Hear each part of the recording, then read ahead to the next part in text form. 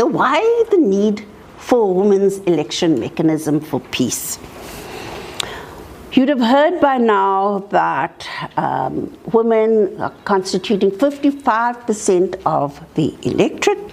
There are around 3 million more of us as voters. Our interests, our needs, therefore, also need to be reflected during these elections.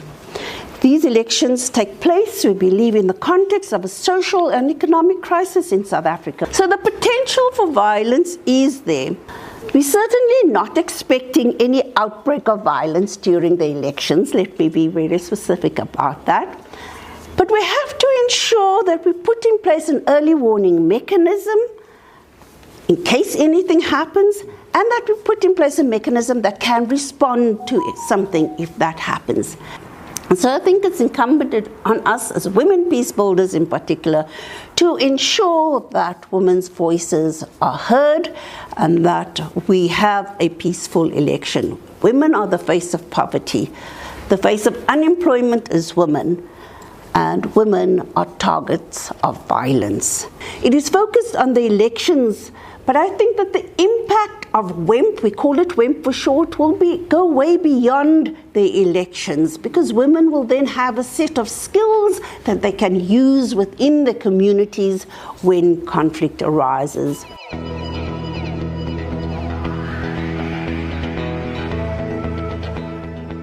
So the sooner we set up infrastructure that deals with peace at communal level, schools level, get youth peace corps and all of those things, and women have to be part of that, because let's face it, women are 55% voters in this country out of 27 million. That tells you that there's a lot more that women should actually be doing.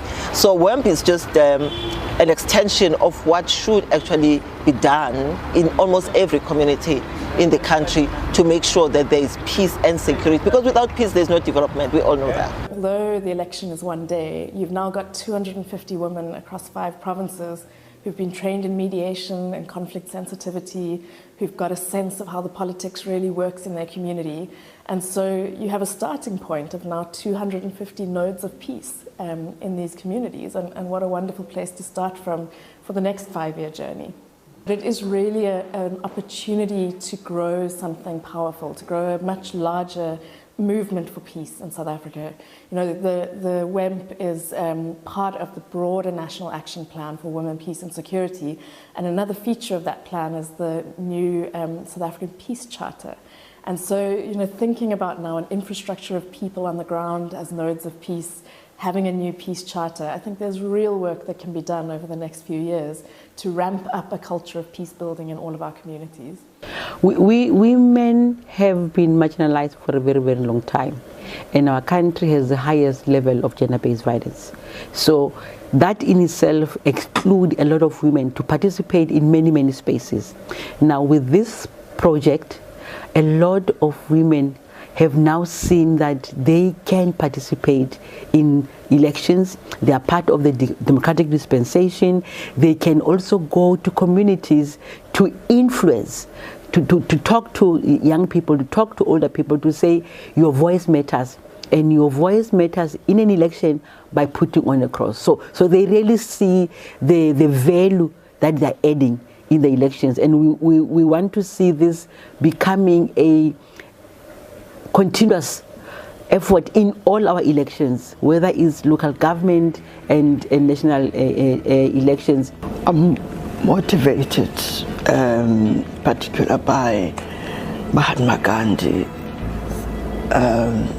words, which says, "Be the change that you wish to see in the world." So I worked at the IEC, so I'm invested in making sure that the elections are successful. But I've also been a commissioner at the Commission for Gender Equality. And so for that reason as well, how can we not support any initiative that ensures that women have a voice and women are protected? The people of this country matter for me because it's my home. And for the coming generations, we should leave it in a space where they'll get a country that works. Here in KZN, there are incidents where some women get intimidated within their families. What does that mean? A particular family member will tell the woman that you need to vote in a particular way, in other words, for a particular party. And then that fear that is instilled in women, to an extent that when they are in the ballot box, as you know, you are all there by yourself, there's no camera, there's no one watching you, so you can vote either way. But for them, because of that fear, it's as if, you know, there's an eye looking down on them to ensure that they are adhering to that particular, you know, intimidation. Some may even choose not to go to the voting station because of that. Most of the rural women don't know that their vote is secret. If the husband says, the IEC officer is going to tell me who you voted for, so therefore you're not to come back into my house. Do you know what that means? It's a threat. It's already threatening that person's democratic right. So what it actually says to us, we have to safeguard the rights of every individual, including those very vulnerable women, so that they don't feel like they are left out, because we're trying to be as inclusive as possible in the processes of making sure that our electoral system is legitimate. Most of the women are afraid to go and vote because their husband tells them, you can't vote for this party or you can't vote for that party. If you vote for that party, then there's a lot of trouble that's going to occur at home. So WEMP is actually securing for those women that is afraid to voice their opinions in the elections, to voice their opinions in a safe and secure environment. There was an incident a couple of years ago where this guy actually bashed his wife for voting for a party he didn't approve of. So as a wife, I feel that there was no free, fair, and it was no secrecy of her vote, because she still got the bashing at the end of the day for a party that she felt can better South Africa or her ward. The women's place is in the world, so women must be seen and they must participate. For a long time, women have been left behind, but we encourage women through this work that we are doing to be at the forefront and to take on leadership roles. Women have the rights, they have the skills, so they must be out there. We have been doing voter awareness, voter registration. We started last year going throughout the province and other provinces so that we make sure that women have registered so that they can take their position. We are deploying 300 peace monitors, 250 from the women who have been trained and 50 from the Blind Society. And we are deploying in 5 provinces, KZN, Western Cape, Eastern Cape, Limpopo, and Gauteng. We will have access to real-time information that the peace monitors are giving to us, which will be able to pick up on where incidents are occurring. We will work with the IEC in order to ensure that they have the information also, but also can respond to this. We will have peace rooms set up in these 5 provinces in which we are deploying.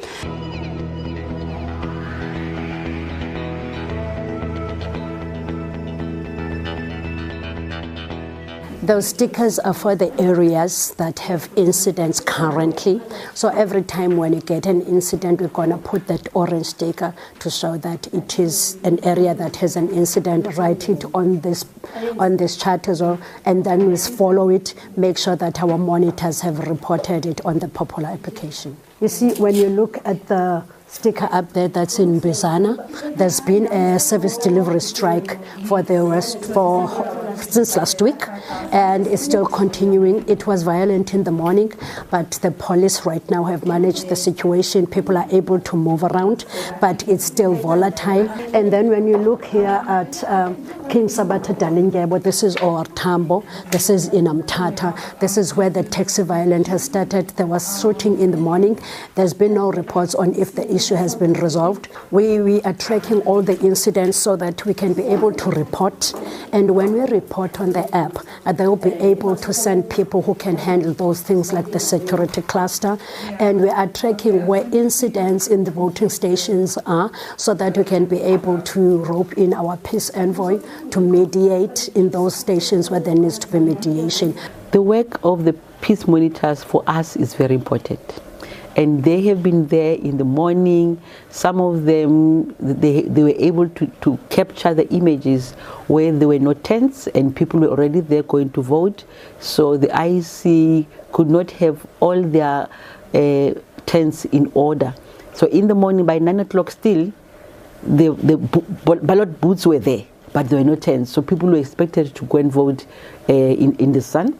So, and I mean, they are in different communities. They've gone into houses with the IEC to see the older people that are voting. Everyone has a right to vote. Young people should not take democracy for granted, and voting especially for granted. Women's Elections Mechanism for Peace. WEMP Elections 2024.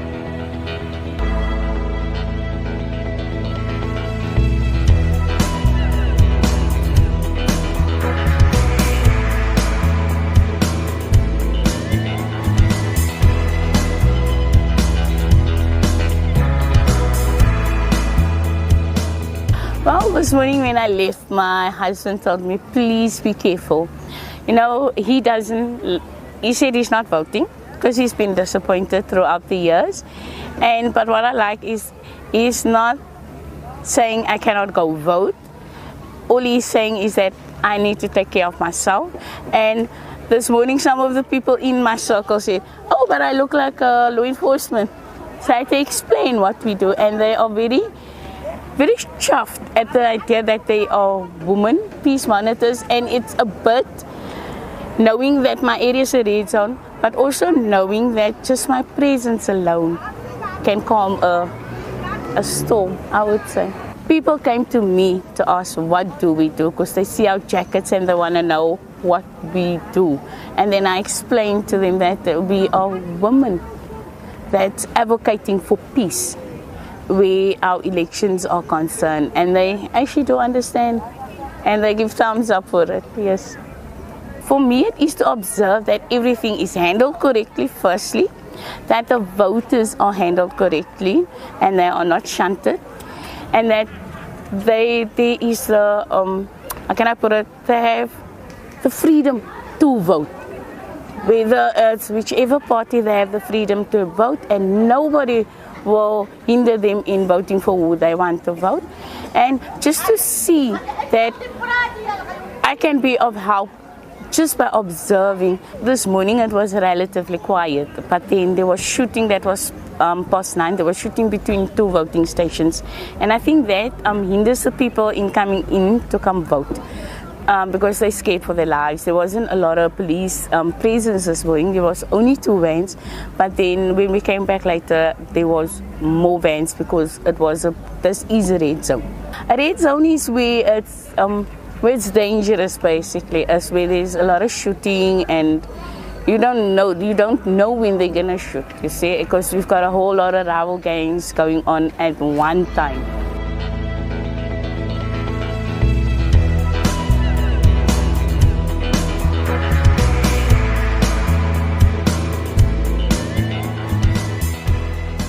We observe. If anything's go wrong, anything that needs, like, we go and observe, and we don't interfere. You are an all-women team here. That's very nice. So I'm Alison Lazarus, and I'm with the Women's Election Mechanism for Peace. We are accredited with the IEC. Yeah, we're accredited with the IEC, and we are promoting a culture of peace. We got women peace monitors all over the country. We're concerned that women are able to vote without any violence towards them. We are promoting a peace culture in the country. Nice to see an all-woman team. So we just want to introduce the National Peace Charter. It's for the whole country. It's how individuals can begin to behave with each other that will help us build a peace culture. And we want to wish you very well in this elections today. Thank you. Okay. All the women who are working hard at the table, we see this. We are a group of women countrywide, so I'd like to give you copies of that and also to wish you very well with the elections today. Thank you. Good luck. I'm Austin Gormley, I'm Ambassador of Ireland to the Republic of South Africa. So I wish South Africa a peaceful and democratic future, and the women of South Africa in particular. I hope that you continue to have a very strong role in protecting your democracy and in advocating for peace and harmony as well at a community level. Yes!